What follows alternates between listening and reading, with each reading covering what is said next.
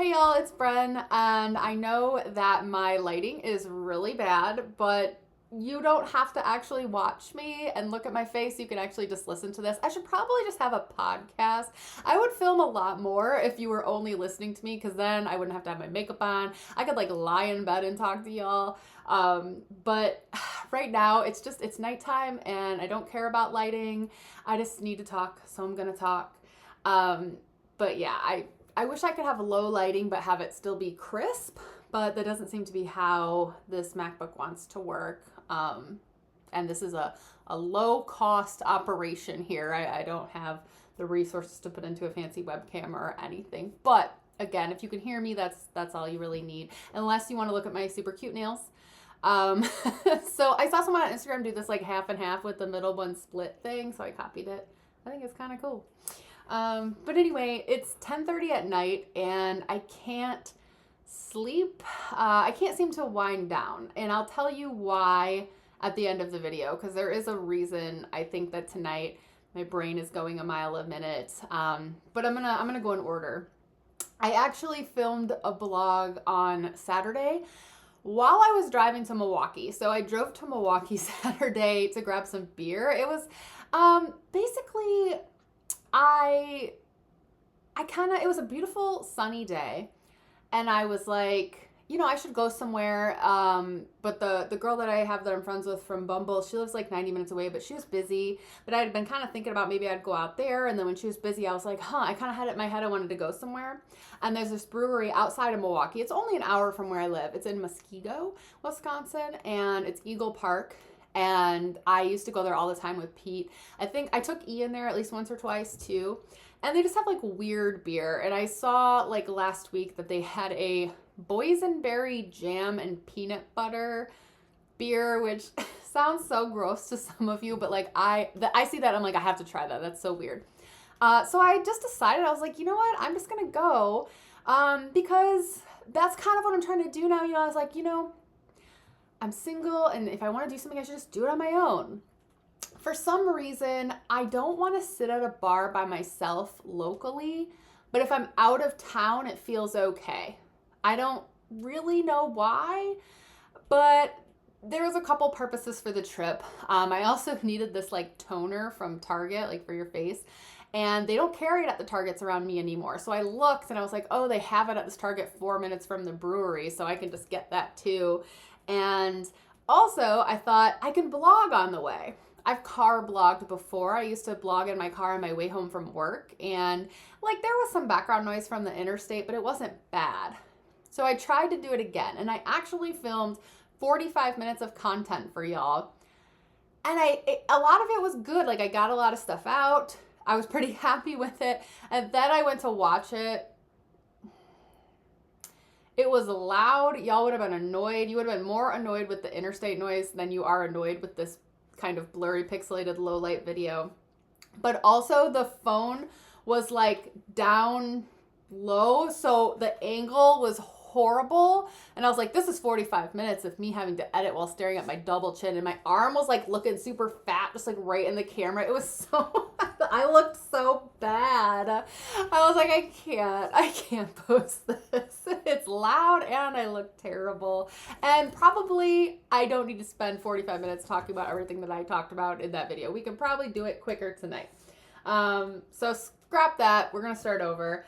I do believe I started that video by talking about my birthday, because the last time I filmed was prior to that. It was a really good low-key birthday, 42, so I didn't feel like I needed to do anything big or have a party or anything. But my friend Robin has his birthday 2 days before mine. So on Sunday we went out, we had some pizza and beer for our birthday. And then on Monday I saw my nephew, whose birthday is the same as mine. He was born on my 40th birthday, so we share a birthday. So I went to my parents and I saw him, and I gave him a bubble lawnmower because he loves bubbles, but he's so bad at blowing bubbles. He'll just spit on the bubble blower. He doesn't really can't do it yet. So it's just a lawnmower that you push and the bubbles go everywhere, and he was screaming. He was like, bubbles, bubbles. He liked it. So then we had cake together, took some pictures. And then the next day, Tuesday, was my real birthday, and Tuesday is typically trivia night. And so I had told my best friend Cassie that she had to go to trivia on my birthday. It was required, and she never goes, but she had to go because it was my birthday. So actually, her and her husband came, and her husband was like nailing so many questions. He got so many right. So we got first place because of him, I think. Or certainly we wouldn't have gotten first place without him. We all knew a little bit. Because we're getting pretty good, actually. The trivia team's getting pretty good. Even when it's just my parents and I, like it was tonight. Story about that to come. But yeah, so that was nice that we won and that they joined us, and that was pretty much it. That was the birthday, and then the very next day, something corporate tickets went on sale for their Riot Fest after show, and I've got a story about that. And it involves Pete. I might as well just jump into it. So I have been kind of anxious the past, like, I haven't been anxious this week, but the week before I was really anxious. But sometimes when I'm anxious, it's kind of, it's not because of any particular thing or reason that I'm anxious. It's like just general, like I'm worried that I'm forgetting to worry about something is usually what I say that it feels like. Like I'm worried, but I don't even know what it is. So I feel like I need to make a list of everything that I could possibly be worried about. And I always have to-do lists all the time, but sometimes I just have lists of like things I need to keep in mind and keep worrying about and not forget about. And my anxiety makes me do that. But this was more like pointed anxiety. I was like, I'm anxious about this thing and this thing and this thing. Like I could pinpoint it this time. One of the things that I've been anxious about has been Riot Fest. So Riot Fest is this big music festival that's in Chicago every year. I've probably gone like 7 or 8 times now, I think. But this is the first year that I am single. So I don't have an automatic date to bring with. I have gone with Pete every year until the last time I went was with Ian. But I've always just been dating someone, so I have like this automatic person that I'm going to go with, right? So this year I kind of had to figure out, okay, what am I going to do? So the actual plans for the festival, pretty easy. I'm only going to go on Friday to the actual festival because most of the bands I want to see are playing on Friday. My friend Brendan always goes to Riot Fest, but Riot Fest so if you don't know, Riot Fest, it's mostly like pop punk and metal bands, but they usually throw in a rapper or a hip hop act too. Like Wu-Tang has been there. I saw Snoop Dogg there. It's for all ages. Sometimes they'll have like real old people bands for like people in their 60s and 70s too. Kids go, people bring kids, people bring families. There's carnival rides, there's food trucks. Pete is actually, he goes with his like teenage son. I think he's bringing his 15-year-old this year. And so it's for everyone. But my friend Brendan always goes, but he goes to see the metal bands. And I'm a pop punk girly, so I go to see New Found Glory and Blink-182, My Chemical Romance, Fall Out Boy, The Academy has been there, Less Than Jake is usually there. I saw The Audition get reunited there. Paramore I've seen there. Like, those are the bands that I go to see. And this year, like I said, Fall Out Boy and New Found Glory, Sum 41, Offspring, they're all playing on Friday. So I kind of looked at the lineup and I was like, I think I'm going to do Friday only. But Brendan is going Friday, so we're going to go together, but we'll probably split up when I get there. Like, we might hang out a little bit, but once the bands that we want to see start playing, he'll probably go see his metal bands. I'll go see my punk bands. But the girl that I know from Bumble and her husband, she does like all the same music as me. She wants to see New Found Glory, and I don't know if she wants to see Fall Out Boy. Those are the top 2 on my list. But I'll probably meet up with her and then like get back with Brendan to like leave. So that's cool. That's a good plan. There's a part of me that's like, how is it going to be at Riot Fest? And kind of like, there might be some moments and some time where I'm like on my own, but I think it'll be good. I think it'll be fine. It's mostly a safety thing with me, but once I'm in the gates and in the festival, I feel safe navigating that. Certainly I've, wander away from Pete before at times and like not always had someone with me. So I think it'll be okay as long as Brendan and I figure out how to meet back up at the end to leave the festival, because I don't want to be walking around the streets of Chicago by myself late at night. Speaking of that, so the biggest thing is that something corporate is going to be at the festival as well. Now, they are playing the festival on Sunday, but it has been rumored that they were going to be playing a late night after show the night before. And I was like, if that's happening, I'm going to go to the after show, and then I won't need to see them Sunday at the festival, but I'd much rather see them at the like show that is them playing at a venue. And so they do these late night after shows. So if you don't know Something Corporate, this is a band that has meant so much to me over the years. Andrew McMahon, he's the lead singer, and he has been in like 3 big bands. He started as Something Corporate. Then he was in the band Jack's Mannequin, and then he was kind of just under his name for a while, and now he calls the project Andrew McMahon in the Wilderness. And they do like, he's a little more adult contemporary now. I'm not as into the Andrew McMahon stuff. They play it like in Meijer when you're shopping, you know, so it's okay. But I was always a huge fan of Something Corporate back when I was in college because they were on the same record label as Newfound Glory and a bunch of other bands that I loved. The Starting Line, you know, that Taylor Swift name drops on her new album. Alistair, like so many good ones. Homegrown, Midtown, which was the guy from Cobra Starship's old band. They were all on this record label back in 2001, 2002. And Something Corporate was a piano rock pop punk band. And back when I was in college, I would cry to their songs in my dorm room thinking I knew what love was. Oh my gosh, there was so much nostalgia. And I think I only saw them once when they were opening for Newfound Glory, but my ex-husband and I got lost on the way there, so we got there really late. We only caught the very end of their set. That was back in the day of like you printed off directions on MapQuest before you got in the car. So we took a wrong turn in Chicago and we were late.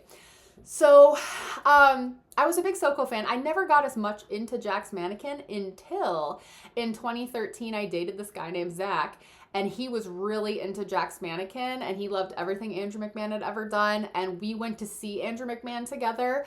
And at the time that we saw Andrew, he didn't have a lot of songs. He just had an EP out under his name. So he still played mostly Something Corporate and Jack's songs. And Zach really got me into Jack's Mannequin. And I'm a big Jack's Mannequin fan now, but I wasn't into it when they were actually a live playing band too much.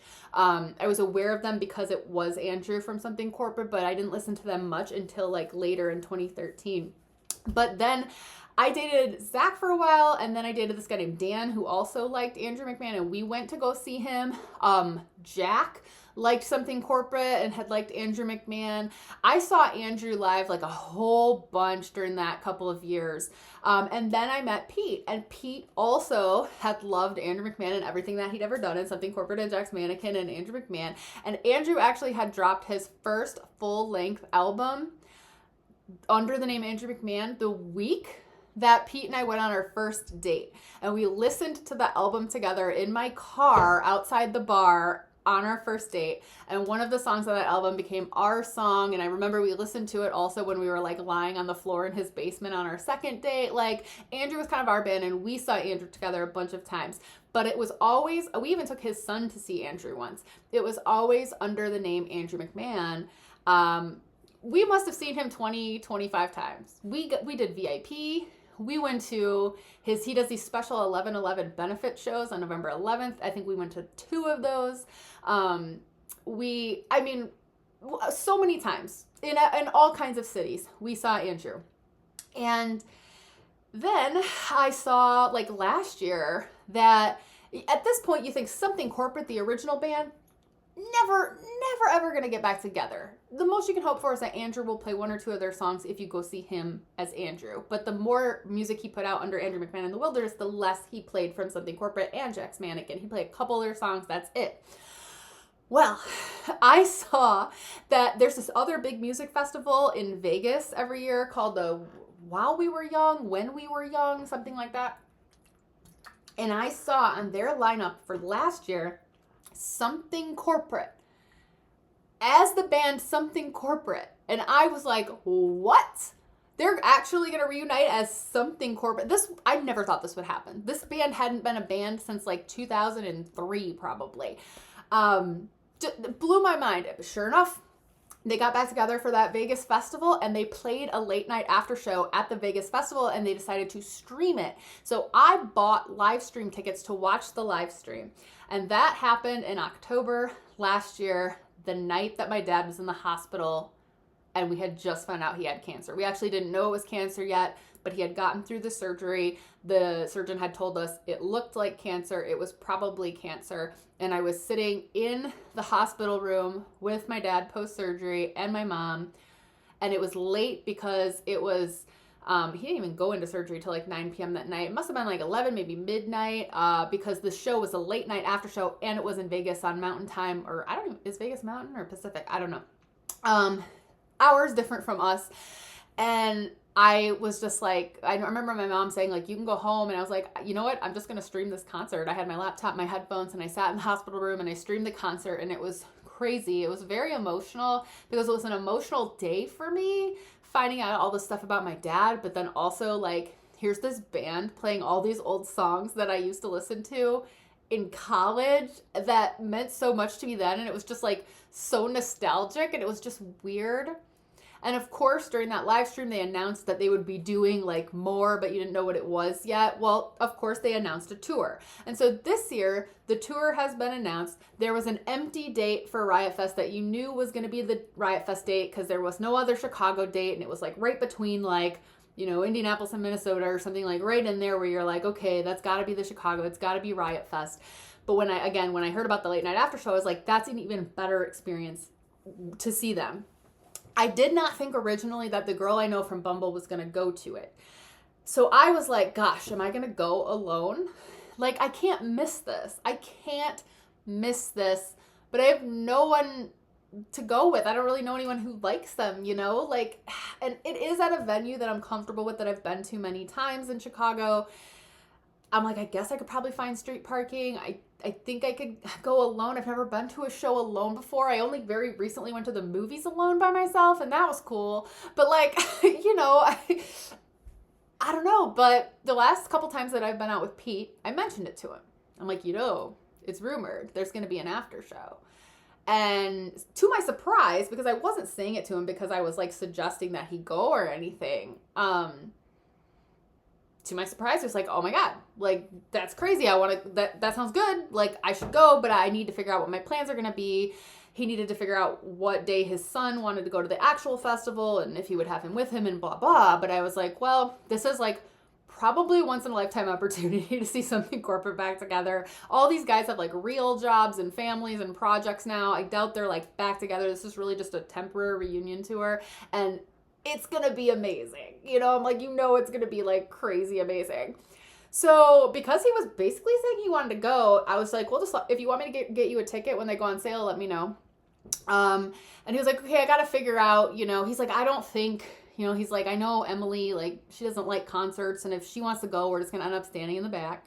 But she just doesn't like concerts or crowds anyway. And I know she doesn't know something corporate. And I'm like, yeah, because she was an actual fetus when they were a cool band. Like, I'm sorry, but that's what you get when you date someone 15 years younger than you. She does not know the same music or get the same references. She was a newborn baby when something corporate was a band. Good for her, you know what I mean? But it's true. But I'm still thinking in my mind, there's no way that she's going to be like, yeah. And I asked him, I said, would she be cool with you going to a show with me and she's not going? And he just shrugged and goes, well, she doesn't care that I'm here right now. So I'm like, well, okay, let me know, you know, but I'm assuming in my mind that he's not going, because I'm thinking there's no way that like she's not going to want to go, or like she's going to be okay with him going with knowing that I'm there. And so I kind of wasn't worried about it. But then I found out, okay, the show actually got officially announced. And the tickets were going to go on sale like 2 days later. So I text him and I'm like, this is when they're going on sale. Let me know your decision. I'm going to be online that day. I had the day off work because it was the day after my birthday. I know these are going to sell out in minutes because all Andrew's other shows have sold out in minutes. Let me know if you need me to get you a ticket. And he was like, okay. And then 2 days later, the day of the sale, an hour before they go on sale, I go online, I see that there's already a waiting room to get in for the tickets. So I text him, I'm like, I'm in the waiting room.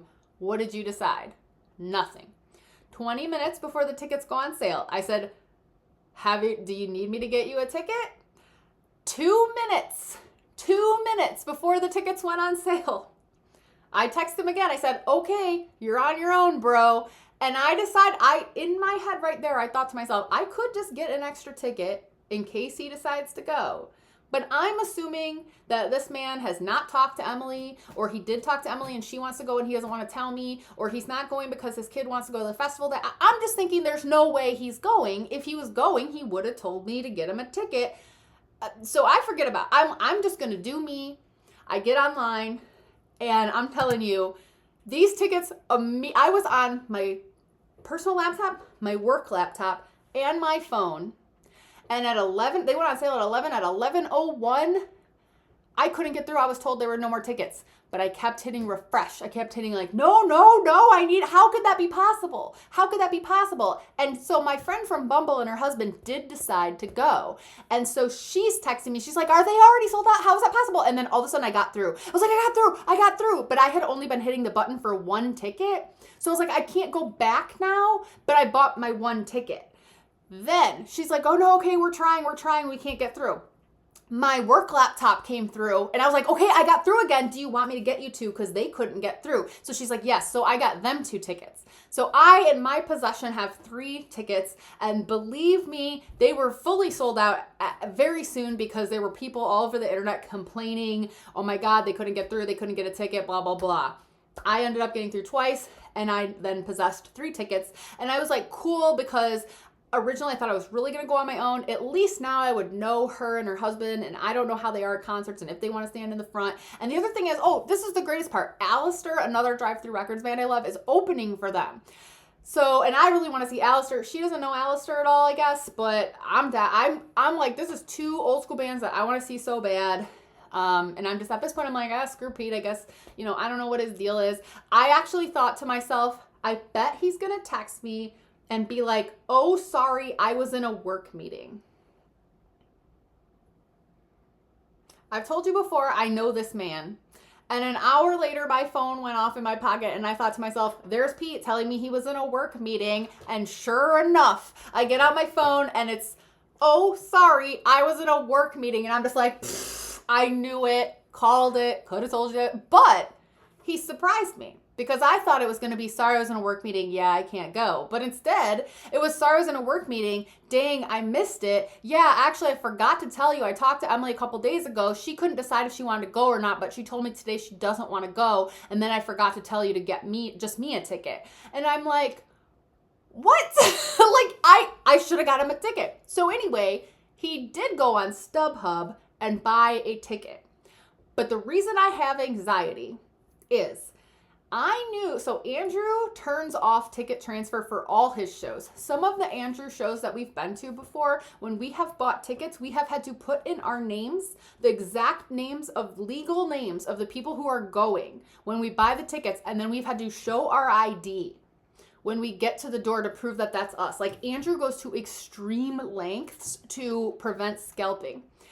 I don't think he could do that for this because it's a Riot Fest after show, so it's put on through the Riot Fest Corporation. However, he has turned ticket transfer off. But it is illegal to do that in 6 states, and one of those is Illinois. So luckily for Pete, ticket transfer is allowed in Illinois because it has to be. However, they probably are not going to turn it on until the day of the show. So he doesn't actually have his ticket yet.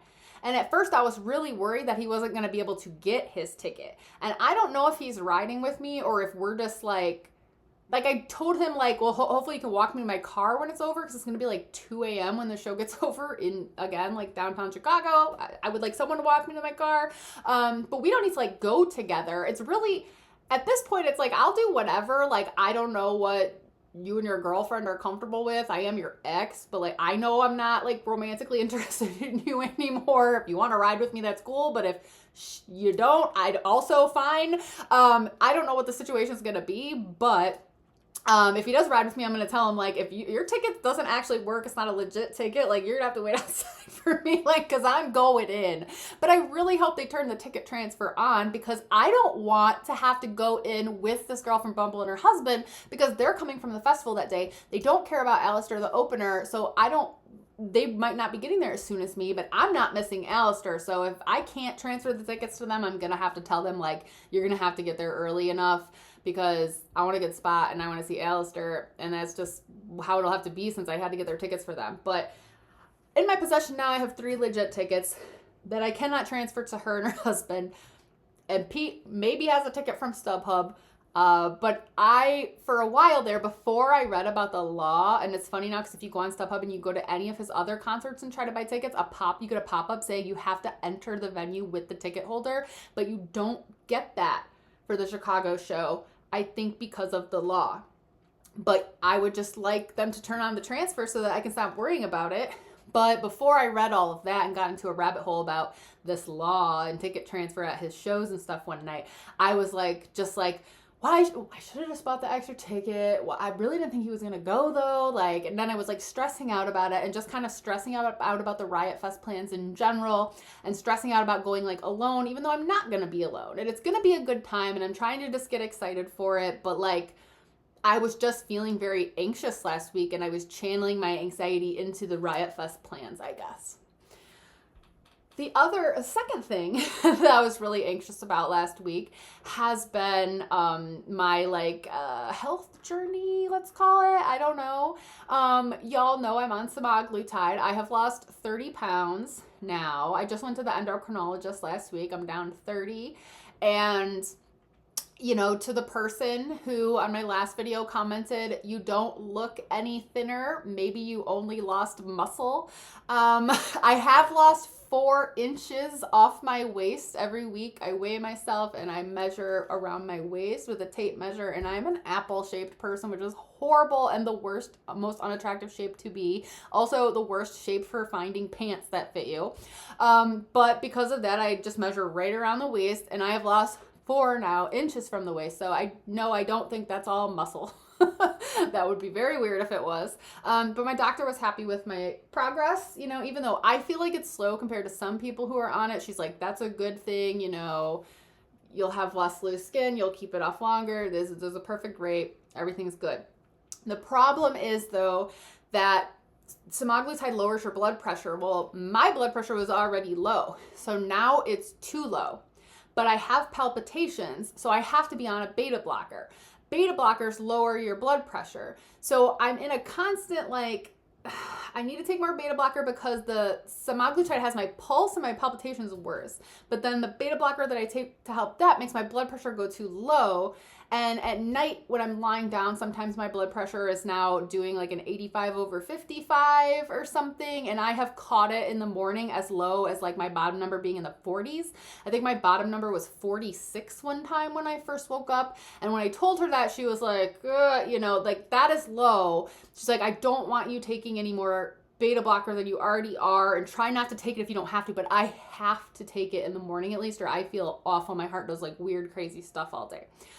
So because of that, even though my thyroid numbers are good now and in range, and she would normally decrease my thyroid medicine, she's not going to do that, because if she decreases my thyroid medicine, it will make my palpitations worse, and then I will have to take more beta blocker, and that will make my blood pressure too low because the semaglutide is making my blood pressure low. So we have to play around with all 3 of these medications. The thing that I am the most worried about, I've talked about this before, but there was this study that came out that showed an increased risk of eye stroke, NAION, due to lack of blood flow to the optic nerve for people on semaglutide. And then you go blind and it's permanent and irreversible. But it's rare, but increased incidence on semaglutide. But the study was only correlative. It was preliminary. I don't know how much to trust it or what to put into it. She didn't really have thoughts on that either, but I have an ophthalmology appointment at the beginning of October, and I plan to ask the ophthalmologist about it. That's why I made that appointment. But I listened to this podcast where these ophthalmologists were talking about the study, and they basically said that NAION, the eye stroke, is thought to be caused by low blood pressure at night. Your blood pressure dips really low, so you lose blood flow to the optic nerve. So because of this, they said, if you're on semaglutide and you're on blood pressure medicine, take your blood pressure medicine in the morning, don't take it at night. So that's when I stopped taking my beta blocker at night. Even though it's not blood pressure medication, it does lower it. And so I am worried. There are nights that I wake up in the middle of the night and I take my blood pressure and it's really low, and then I can't go back to sleep because I'm too scared that my blood pressure is going to go low and I'm going to wake up blind. And every morning I open my eyes and I'm kind of like, okay, I can see, I'm not blind. it's really kind of stressing me out. But what might be stressing me out even more than that is probably the fact that, and I have to say this, you might just be like, well, then get off of it and just diet and exercise to lose weight. But as I have said before, I have dieted and exercised to lose weight, and it didn't work anymore. My metabolism is so broken from years and years of yo-yo dieting. I have done 1,200 calorie a day diets and not lost a pound post 40 years old. I got thyroid issues, years of yo-yo dieting, bad family history. What else do I have wrong with me? Oh, I'm probably perimenopausal because I'm 42 now. I mean, everything is working again. Oh, insulin resistance, everything in my body makes my body want to hang on to weight, including the medicine I'm on for my thyroid. And so the semaglutide is the only thing that's allowing me to lose weight. And it's not like I don't have to still try, but it's like when I try, I can lose it again. Whereas before, the trying was getting me nowhere.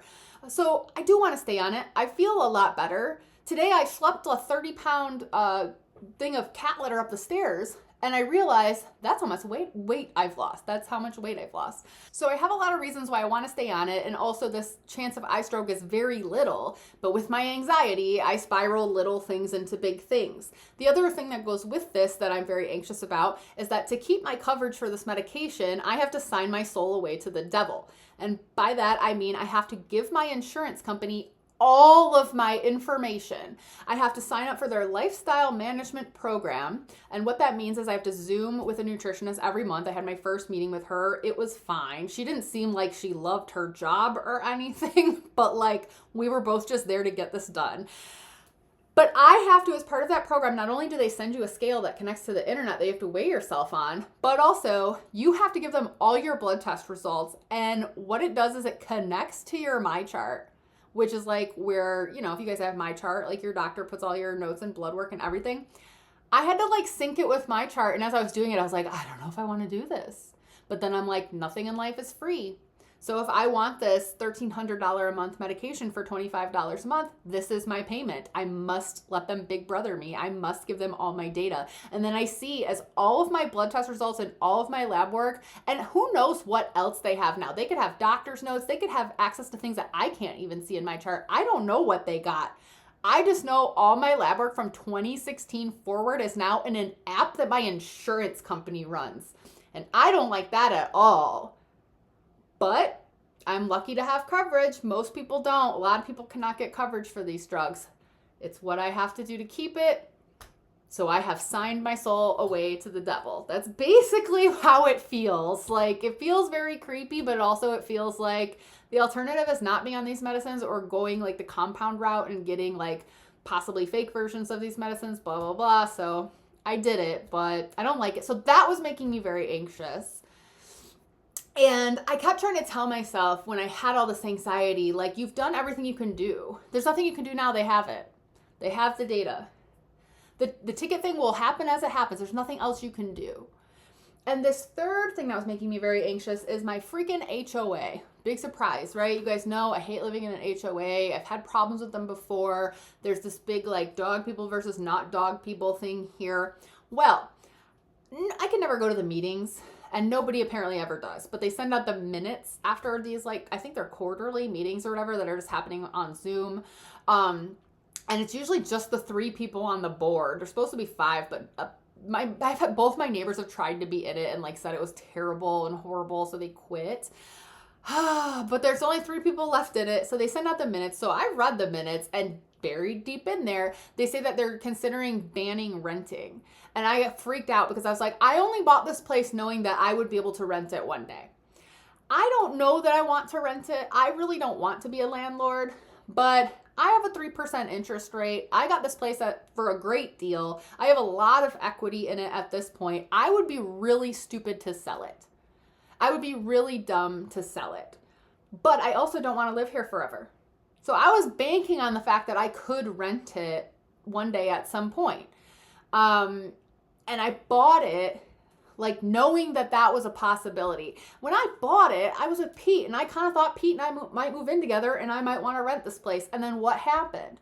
Well, Pete and I got all the way through in the inspection. We got pre-approved. We got our offer accepted. We got an inspection on a house. We got all the way through inspection. And then I basically found out he was cheating on me. Now imagine if Pete and I had bought the house and I was not able to rent my condo, so I sold it. And then I found out he was cheating on me. I would never be able to get a place again for at all the same price or deal, definitely not the same interest rate. If I were renting it and I had renters in it, obviously I would have to wait for the renters to leave before I could move back into it, but I would still have it. And so I would have that safety net. And again, I don't know that the situation will ever come up again. I don't know that I'll want to rent it, but I want the option. So I wrote them. I wrote the 3 members of the HOA and I wrote them a nice email. And I said, hey, have you guys considered, because they had this little list of reasons that they'd want to get rid of renting. And most of the reasons were like people buying the condos just to rent them. Feeling like the property value goes down, which I don't, because I only bought it because I could rent it one day. So I feel like you're turning away potential buyers when you don't allow renting too. But, you know, and then the companies buying the condos to rent them. So I wrote them back and I said, have you guys considered something that's a middle ground? Like we put a policy in place saying that you have to live in the condos for a certain amount of time before you can rent them out. I know those policies exist because I saw a lot of them when I was shopping for this place. That would at least get rid of like half these issues. Because people couldn't buy them just to rent them, or companies. And none of these mofos on the board wrote me back. That was like 2 weeks ago now, and all I wanted was someone to just write back and be like, thanks for your input, thanks, we'll consider it, something. Just write me, just acknowledge that you got my email. So now I guess I gotta go to these meetings, but again, I don't know that they're gonna have a meeting before they vote on it.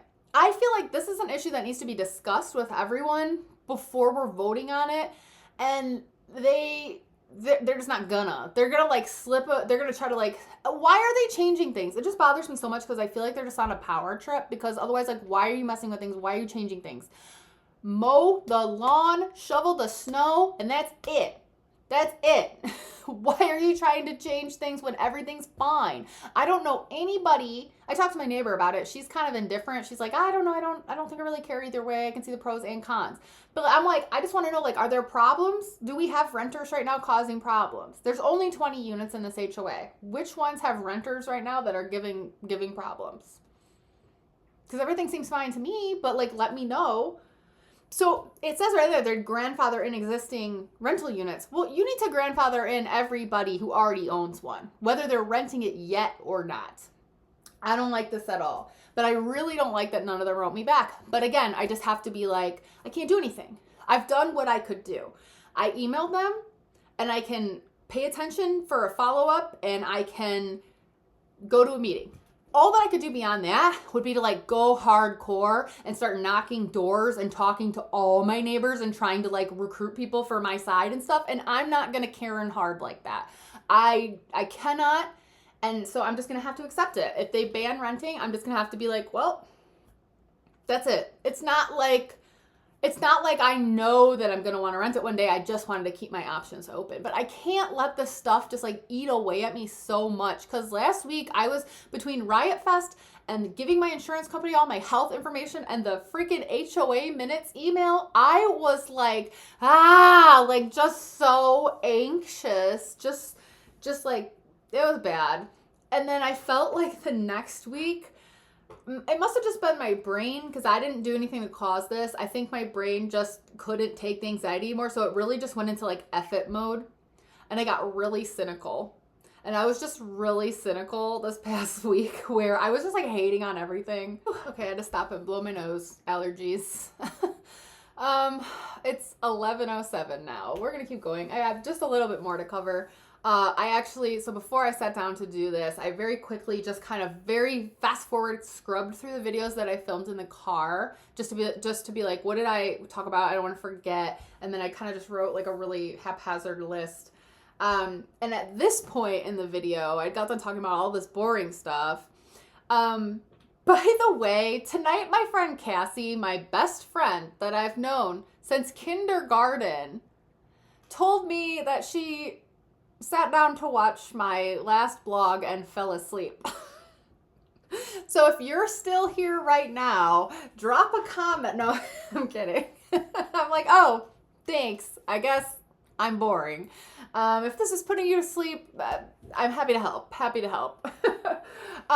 Anyway, at this point in my car blogs, I had gotten to the brewery, so I stopped, I went in, and then I came back and I went to Target, and then I came back and I started filming on the way home. And so I started talking about the experience of being at the brewery by myself. I had walked in, and again, I don't know why, for me, it's not weird to be alone out of town, but it's weird for me to walk into a brewery like here in town and be alone. And I don't even know why that is. But it was pretty packed. You know, it was a beautiful Saturday afternoon. It was a big place, one of those breweries in like an industrial park. And I found a spot at the bar, and I was ready to like talk and be social. I actually wore my Never Enough Dogs shirt because people always talk to me about it. And sure enough, I sat down, and the lady, there's a couple next to me, and the lady immediately was like, I saw your shirt as soon as you walked in. I thought I have to have that shirt. I was like, shirt's working.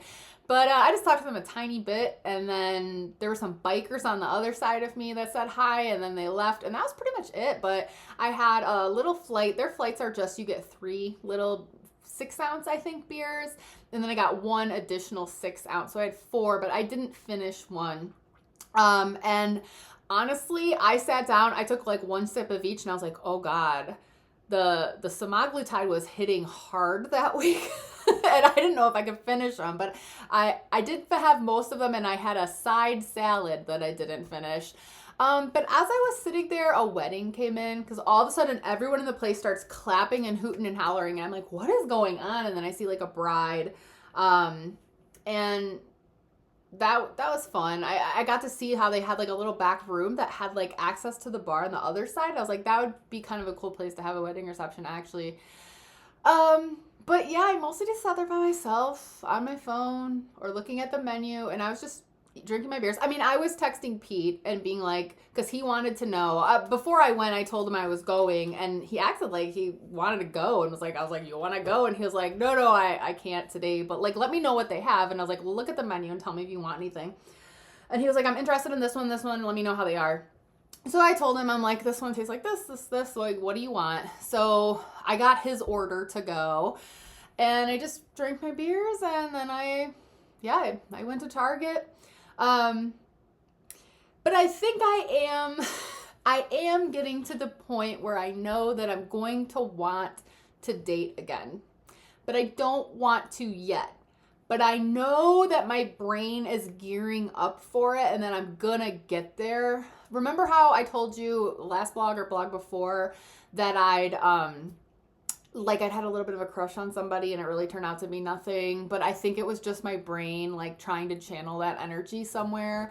I've had a couple of dreams where I'm dating somebody, but it's like, it's never a specific person. It's not any ex.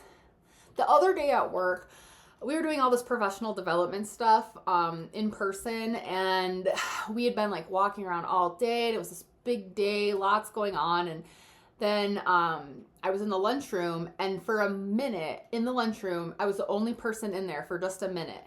And I kind of just had this moment eating my Chipotle where I had this urge to text my significant other just to be like, this day's crazy, this is how it's going, how's your day going? I just had this urge to do that. But it was weird because I didn't have an urge to text anyone specific. I didn't feel like I should be texting Ian or Pete or anybody specific. It was literally just this void of like, at this point in a day like this, I would normally have a moment alone and pause and text my partner, but I don't have one. But it wasn't sad. It wasn't sad at all. It was just kind of like, interesting. Because I totally could have texted Cassie or Robin or my mom, who I think a moment later texts me with a report on my dog's poop and how firm it is because he's still getting over the Giardia. I mean, it absolutely wasn't a sad moment. It was just an interesting moment where I was like, okay. My brain still thinks that I should be in a relationship. So there's just been little things like that. And I think something else that really got to me a little bit is that this whole Riot Fest thing, not to keep going back to that, but Riot Fest this year, it's always been in Chicago. When I started going, it was in this place, Douglas Park. It was in a different park before that. Usually it's in Douglas Park in Chicago. this year, apparently Riot Fest was feuding with the city of Chicago and they couldn't come to an agreement or a deal. So they moved the festival to the suburbs. And they announced it was going to be in the suburbs instead at this different place. And there were so many people online who were so upset that it wasn't in Chicago anymore, mostly because the public transportation is not good in the suburbs and it's much more accessible in the city without having to drive to it. And now they were going to be charging for parking. And there were people, though, that had already gotten Airbnbs and hotels near the festival in Chicago. So all these people had to cancel their Airbnbs, cancel their hotels, try to get something else out in the suburbs where it was going to be now. There were some people, because you could just refund your ticket if you were upset that it wasn't in Chicago anymore. There were people just getting refunds because they were mad it wasn't in Chicago, and there were people refunding their flights. Because people come to this from all over the country, so there were people refunding their flights. And then, this is the craziest thing, like 2 months later, they moved it back. They came to an agreement with the city of Chicago. It was like, fake out, never mind, we're moving it back. So all these people were in the comments on social being like, oh my God, I canceled my Airbnb in Chicago. I got a new one in the suburbs, and now I cannot get one in Chicago again, or I can't get it for near the same price that I had it at before. There were people that like, I canceled my flight because it wasn't going to be in Chicago, but now it's in Chicago, and people were enraged, and I was like, oh my God, like that sucks. Like I feel so bad for those people. I couldn't believe it. But there's this little part of me that's like, well, at least though you have people to make those plans with. The reason that didn't happen to me is because I can't make plans ahead of time to go to Riot Fest. Even when I was with Ian, and when Riot Fest was first announced, I couldn't buy our tickets ahead of time because I didn't know what we were going to be doing on that weekend because he had the kids and didn't know if he was going to be able to switch and blah, blah, blah. Didn't know if he would have the money. And when I was with Pete, it was the same thing. It was always like, I don't know. We're going to have to play it by ear. We're going to have to wait and see what's going on closer to the date because children, money, etc. And I've never had just like a solid group of people or a friend or a partner or anybody that I can just that far ahead of time be like, Riot Fest, it's going to be this date next year. Let's get an Airbnb or a hotel now. Let's do the whole weekend. Let's plan the whole thing. And I can do that. I have the freedom. I don't make a lot of money, but I have money to spend on something like that. That's something that I would invest in. A super fun concert bonanza weekend. Yeah, I will spend my money on that. I have the vacation days at work. I just don't have the friends. I have the freedom in my schedule. I just don't have anyone to do it with. The girl, my friend from Bumble, her and her husband, they actually bought 3-day passes to Riot Fest back in December at the early bird price because you can buy them in December for the following September. You don't know who's going to be at the festival yet, but you know if you always go, it's usually pop punk and metal, you know, like you can buy them at a really good price way long ago. And she did. Her and her husband have had tickets since December at the early bird price because they always go. And I've never had that. So in a way, I'm like, that really sucks for the people that have these plans ahead of time. But that means that they have friends to make those plans with or a partner to make those plans with. And I wish that was me, you know. And I started thinking about how, you know, I mentioned this in my last video. My friend Robin got kind of upset because all the girls he's running into on dating websites that say that they don't want to date anyone with kids, and he has a kid, and he's like, I thought it was a given, everyone has kids at this age. And I had to explain to him, like, I don't think I want to date anyone with kids again. And it's not because it's anything against kids. I just feel like I did it for 10 years and I am sick of every time I want to do anything having to be like, oh, here's this concert, here's this beer festival, here's this show going on, I saw an advertisement the other day for a Fall Out Boy themed escape room. Something so stupid like that. I just want to do these things. And for the past 10 years, in the past 2 relationships that I've been in, anytime I wanted to do anything, I was always met with the same response. Well, I don't know if I'm going to have the kids. I'm going to have to check and see. Oh, well, can you, switch weekends with their mom? Well, I don't know. I'll have to find out. I'll have to ask her, but I have to wait till she's in a good mood. And then, well, can you get a babysitter? Well, I don't know. I'll have to ask my parents, but I don't know how they're going to feel. I don't know if they're going to be available. Okay, well, if they are, hopefully we can go before the tickets go on sale. Okay, well, I don't know if I have the money because I got to pay for this for the kids and that for the kids and blah, blah, blah. And I understand that that comes with being a parent. But I'm not a parent, and I kind of feel like I should be taking advantage of that, because what is the point of having none of the pros of having children, but still not having the pros of not? And I just for once want to know what it's like to be dating someone and to be like, oh my God, look at this cool thing that we can do.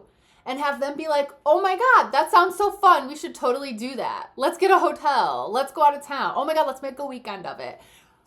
What would it be like? What would it be like for me to actually be like, oh my God, next weekend is this thing in Milwaukee, we should go, and be with someone who's just like, yeah, we should.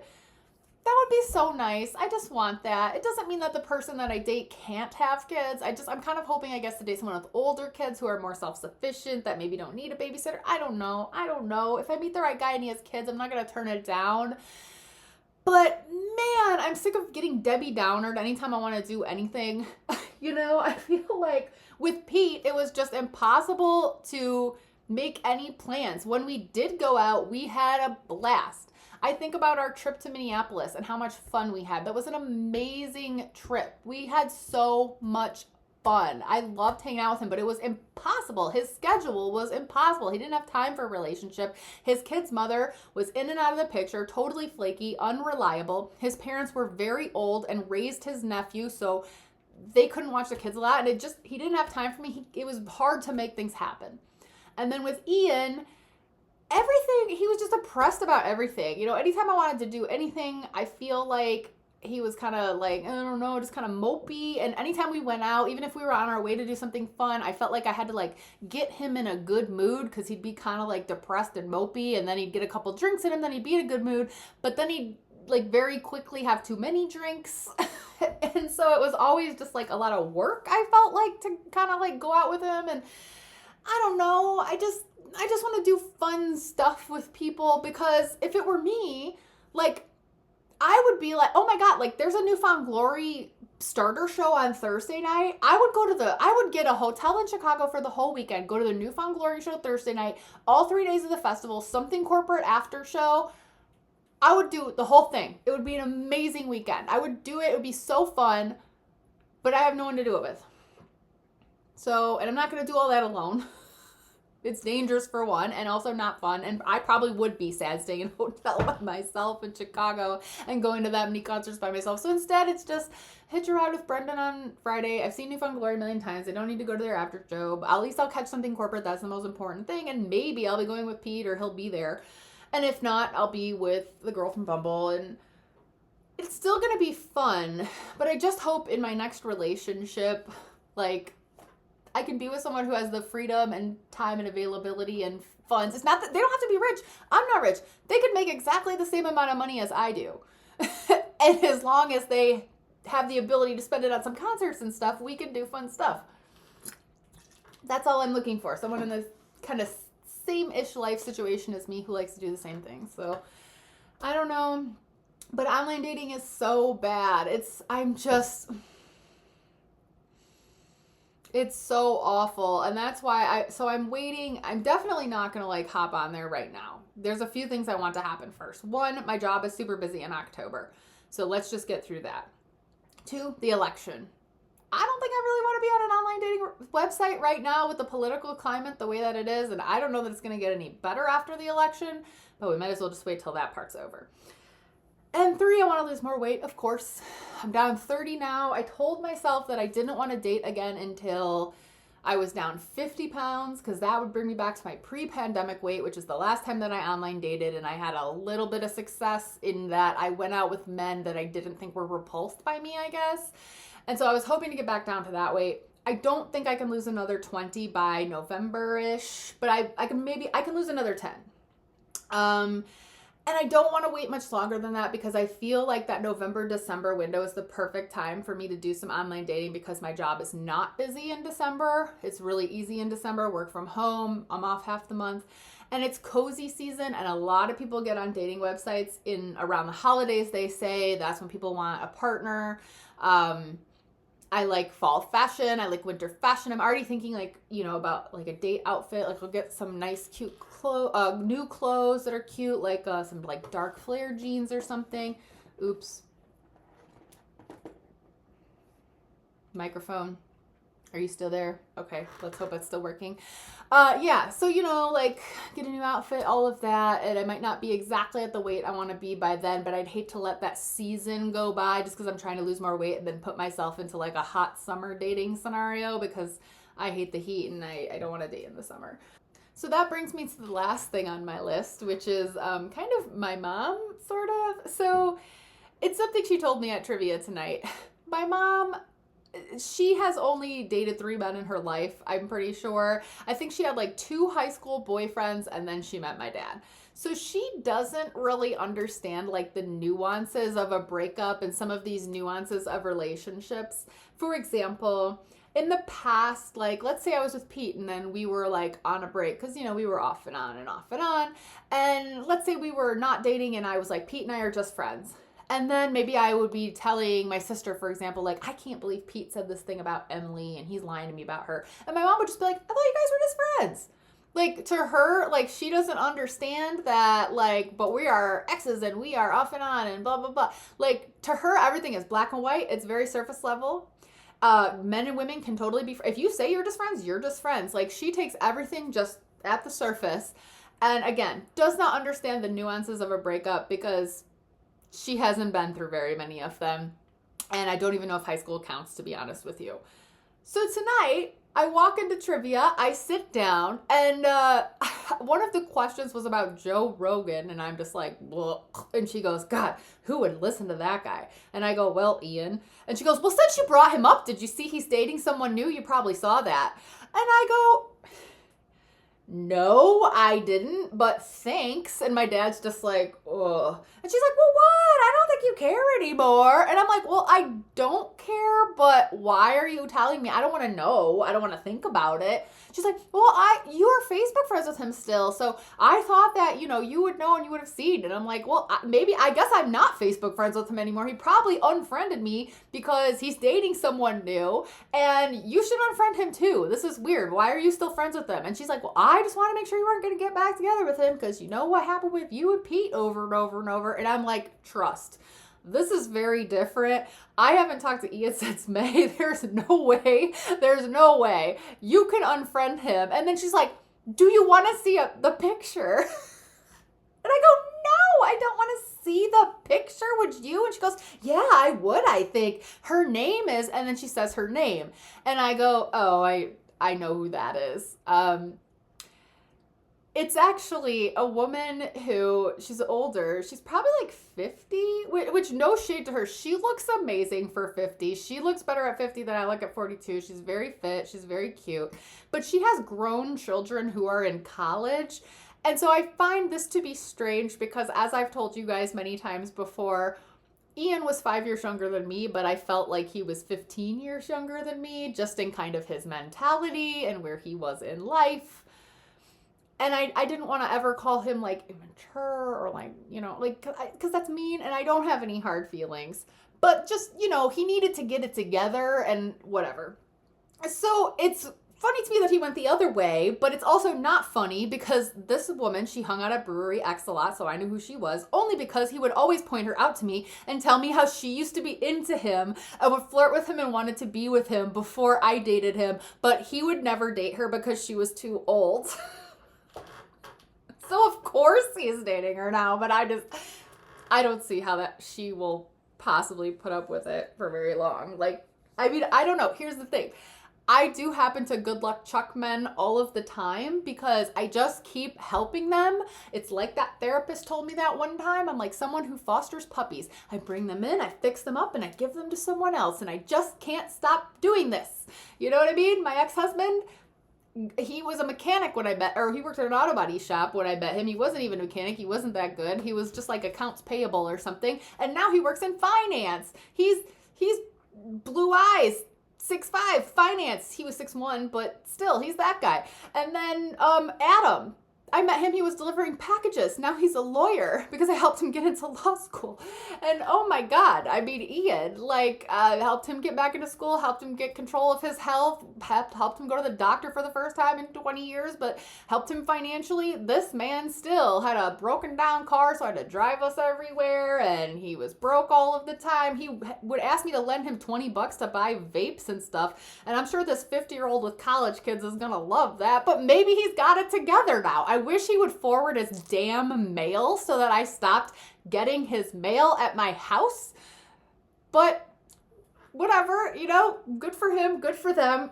But my mom just doesn't understand that, like, yes, I'm over it, but like, I don't want you like telling, I don't want to know. I don't need to see. I don't need, blows my mind. You know what I mean? So I called Cassie on the way home and I go, okay, hey, I know it's late, but I just need to like call in my friendship card real quick. I just need to talk something out. And I told her everything that I just told you. And I'm like, you know, so just like, just tell me something that'll make me not like stay up thinking about this. And she was like, listen, you still won this breakup because you could be dating someone else right now if you wanted to be. You are choosing not to because you are waiting for the right circumstance and the right person. And he just went to the obvious choice of this woman that he said he didn't like, but apparently has always liked him. And so whatever, you know, and I'm like, you're right. This doesn't matter. It doesn't bother me, but I do think I need to cleanse my social. And my mom needs to unfriend him on Facebook. Because it's not like Pete. It's not, you know, I mean, I think as one of you once said, Pete and I had like a connection as people. We couldn't make a romantic relationship work. We could not figure out how to live together, but our personalities clicked. We see the world the same way. Ian, it was more like a journey he was on that I needed to help him, I guess, but I'm not going to say he didn't help me with anything. The biggest thing that Ian did for me, honestly, was help me get over Pete and get me to a place where it allowed me to now be friends with Pete and not care that Pete's with Emily because I have been through a relationship since then. So I think in retrospect, that's, you know, the most that I get out of it. But I also just feel like I want to cleanse my life of all that. I don't need to be seeing this stuff. I don't want it on my social. I don't want to go to Brewery X and run into it. Whatever, you know. This upcoming weekend, I have some things going on. It should be fun. So the girl from Bumble, she stayed with me. I don't think I told you guys about that. I told you she was going to. She did stay with me. I still feel bad that I'm like, here is an air mattress. Like, welcome to my home. This is what I have, but that's what I have. But that worked out okay. And she's going to stay with me again Friday. So we're probably going to go out and get some cocktails. We're going to get good cocktails though, not vodka sodas at the brewery. We're going to get like good ones. And she's going to stay over. And then on Saturday morning is the trivia tournament finals.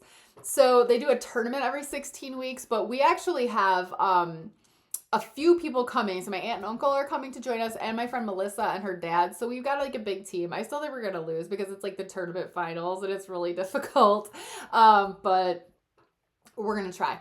And then after that, Pete's coming over to get his beer and change a light bulb. Did I say that already? And so, yeah, that's what's going on. And then, yeah, my job starts to get a little bit insane now that we're getting into the fall. So I'll be busy and that's it. Thanks for listening. Did you fall asleep? Are you still here? Cassie, are you awake? Oh man. All right. I'm going to let y'all go. But again, thanks for watching. And yeah, that's it. I think I covered everything that I covered in my car blogs, but inevitably, this happens every time. I will stop recording and I'll walk away. I'll rip these eyelashes off, take off my makeup, get ready for bed. And then I'll be like, oh, I really wanted to talk about that one thing. But I guess I'll have to save it for next time. All right. See y'all later. Bye.